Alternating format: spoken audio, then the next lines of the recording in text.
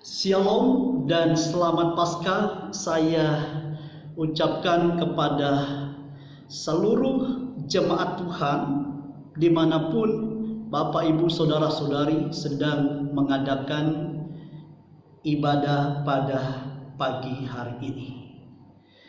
Baik saudara, sebelum kita akan membaca dan mendengarkan firman Tuhan, saya mengajak kita untuk berdoa. Mari kita berdoa. Terpujilah nama-Mu Tuhan. Pagi hari ini Tuhan masih memberikan kami kesempatan untuk membaca dan mendengarkan firman-Mu. Tuhan, kiranya Engkau akan menolong semua umat-Mu dimanapun mereka berada saat ini. Dimanapun mereka berada sedang mengadakan ibadah. Dan semua mereka yang mendengarkan perkataan firman-Mu ini, Engkaulah yang menjamah hati mereka, sehingga mereka dengan rendah hati untuk mau melakukan kebenaran firman Tuhan di dalam kehidupan mereka. Terpujilah nama-Mu Tuhan, kami menyerahkan waktu pemberitaan firman ini sepenuhnya kepada Tuhan. Dalam nama Yesus, hamba-Mu berdoa. Amin. Baik saudara, saya mengajak kita untuk membaca firman Tuhan yang terdapat dalam Roma pasal 10 ayat 9 sampai ayat yang ke-10. Firman Tuhan berbunyi demikian. Sebab jika kamu mengaku dengan mulutmu bahwa Yesus adalah Tuhan dan percaya dalam hatimu bahwa Allah telah membangkitkan Dia dari antara orang mati, maka kamu akan diselamatkan. Kita yang berbahagia, kita yang membaca, mendengar, dan melakukan firman itu di dalam kehidupan kita. Nah saudara, hari ini saya mengajak kita merenungkan satu tema firman Tuhan, percaya Yesus bahwa telah bangkit dari antara orang mati. Nah saudara, di zaman sekarang ini ada banyak orang yang sudah mulai meragukan. Ada banyak orang sudah mulai meragukan tentang kebangkitan Yesus.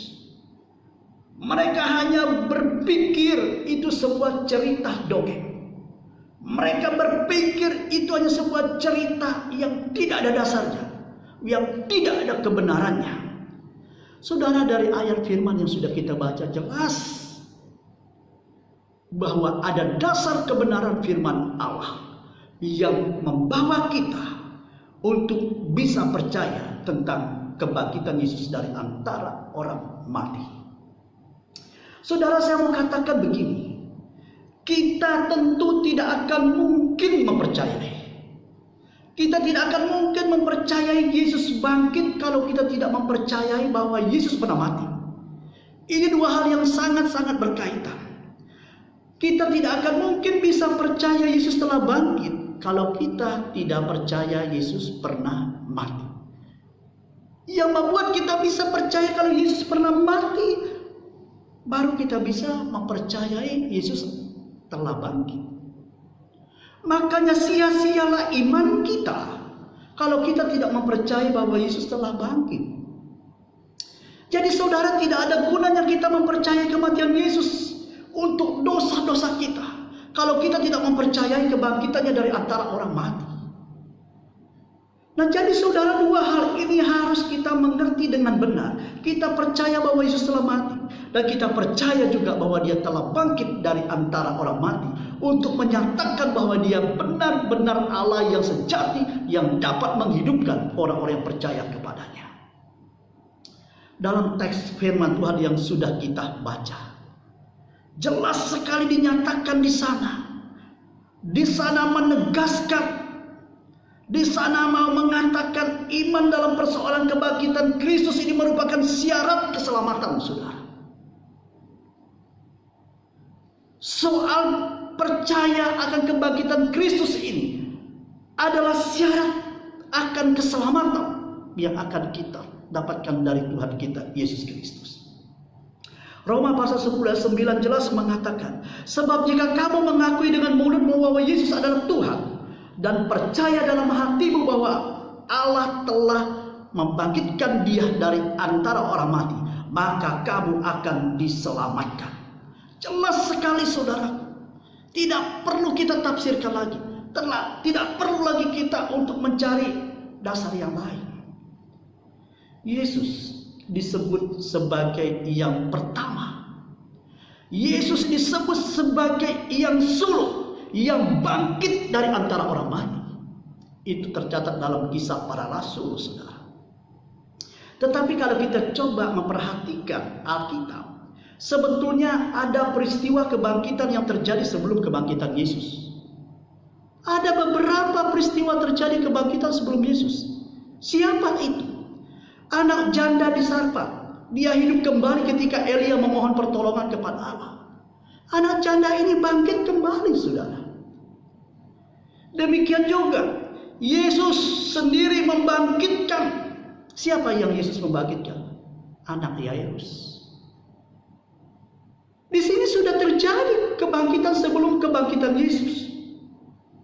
Tetapi kalau kita memperhatikan dalam Kisah Rasul pasal 26 ayat 23 jelas sekali mengatakan bahwa tetap saja menyebutkan kebangkitan Yesus sebagai yang sulung dan yang pertama. Ceritanya bagaimana? Mengapa bisa seperti itu? Pertanyaannya, mengapa kebangkitan Yesus bisa disebut sebagai yang pertama, yang sulung? Padahal sebelumnya sudah ada yang bangkit sebelum kebangkitan Yesus. Karena kebangkitan Yesus berbeda dengan kebangkitan orang-orang tersebut yang bangkit sebelum Yesus. Berbeda, saudara. Bedanya di mana? Bedanya di mana, saudara? Mereka sama-sama bangkit kok. Di mana letak perbedaannya? Nah, saudara, mari kita melihat dengan teliti ya. Bedanya di sini. Yesus setelah bangkit hidup selama-lamanya. Beda ya. Yesus setelah bangkit hidup selama-lamanya. Orang-orang itu setelah bangkit lalu mati lagi. Beda. Yesus hidup selama-lamanya, orang itu bangkit kemudian mati kembali. Yesus bangkit dengan tubuh kebangkitan. Orang-orang itu bangkit dengan tubuh biasa. Sudah kelihatan perbedaan yang jelas antara kebangkitan Yesus dengan kebangkitan anak janda Sarfat itu dan Yairus. Nah, saudaraku yang dikasihi oleh Tuhan Yesus Kristus, kebangkitan Yesus dari antara orang mati sangat berhubungan dengan ketuhanan Yesus. Yang artinya Yesus bangkit dari antara orang mati. Itu menyatakan bahwa Yesus itu adalah Tuhan sendiri.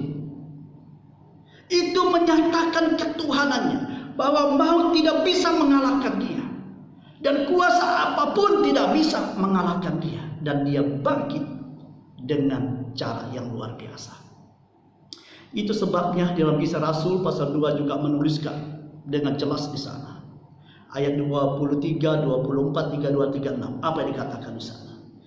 Dia yang diserahkan Allah menurut maksud dan rencananya telah kamu salibkan dan kamu bunuh oleh tangan bangsa-bangsa durhaka.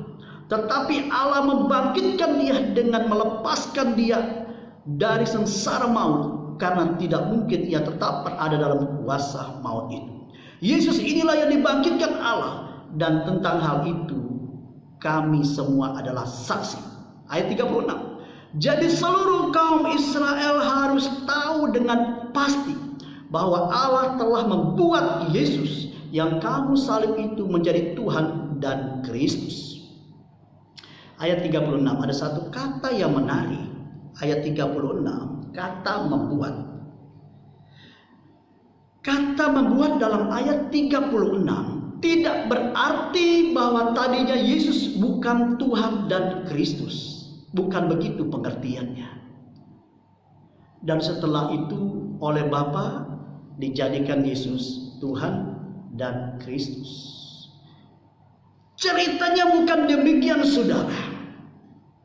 Ingat bahwa Allah pun tidak mungkin bisa membuat yang bukan Allah menjadi Allah, atau yang bukan Tuhan menjadi Tuhan. Allah tidak bisa membuat seperti itu. Lalu apa artinya ini, saudara?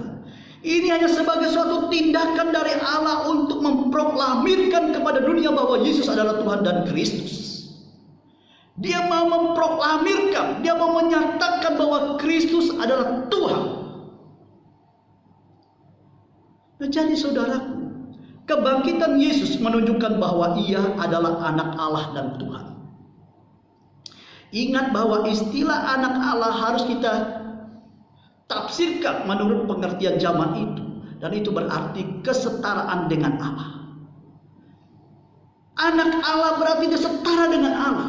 Kalau dia setara dengan Allah berarti dia Allah. Itulah sebabnya dia dapat bangkit di antara orang-orang mati. Karena itu, saudara, kita harus mempercayai dengan hati kita ketuhanan Yesus. Kita harus mempercayai dengan hati kita tentang kebangkitan Yesus dari antara orang mati. Karena percaya akan kebangkitan Kristus, syarat keselamatan itu kita peroleh.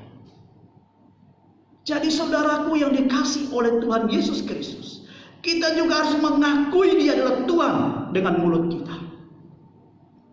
Dengan mulut kita, kita harus mengakui dia adalah Tuhan yang telah disalibkan, yang telah mati dan dibangkitkan pada hari yang ketiga untuk menyatakan ketuhanan dan kealahannya. Oleh karena itu, saudaraku, pengakuan dengan mulut ini harus disertai dengan keyakinan dari hati. Pengakuan dari mulut ini, dari dalam mengatakan, mengakui bahwa dia benar-benar Allah yang telah bangkit, yang layak kita puja, yang layak kita sembah, yang layak menerima pujian dan hormat. Oleh karena itu, saudaraku yang dikasih oleh Tuhan Yesus Kristus, Yesus adalah Tuhan. Yesus adalah Juru Selamat. Yesus yang telah bangkit dari antara orang mati menyatakan bahwa dia mengalahkan kuasa maut dan dia memberikan kemenangan bagi semua orang yang mau percaya kepadanya. Pertanyaannya, saudara, maukah saudara percaya dengan hati? Maukah saudara mengakui Yesus dalam mulutmu bahwa Yesus adalah Tuhan? Bahwa Yesus adalah Tuhan.